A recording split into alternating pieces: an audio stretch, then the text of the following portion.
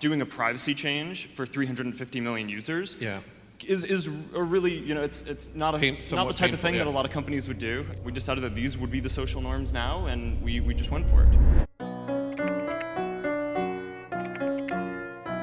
Google is effectively a $500 a year service because that's the value of the data that you're providing. If they use 10% of that data, they're going to be the most valuable company ever.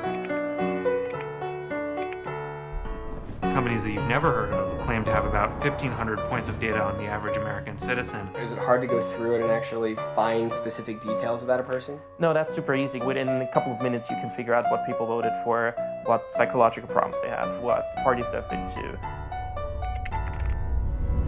They're saying it's because I agreed to the latest terms and conditions on iTunes. No one has read the terms and conditions. No one in the world. To the extent there have been contract decisions, they've held that these terms and conditions are valid. And what if your phone came with these long terms and conditions said, well, if you use the phone, the government can wiretap you? That would be insane. But that's the kind of world we're living in. Anything that's been digitized is not private. And that is terrifying. For the government to get information from a Google or a Facebook is a lot easier than the government doing it itself and putting a wiretap on our phones. You have to put these powers into somebody's hands. Like social networks in recent times. If you have something that you don't want anyone to know, maybe you shouldn't be doing it in the first place. That's always what scared me, was if there's some sort of automated system that just red flags you based on the search term. You can see that surveillance measures are being used to silence protests before they even happen.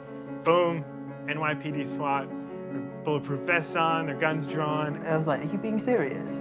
Are you actually holding me because of a tweet? So we were locked away in Lewisham Police Station for 25 hours. All these powerful institutions, they're not subject to the same invasions of privacy as the rest of us are. So far, the population seems fine with it. If they weren't, they know who to call.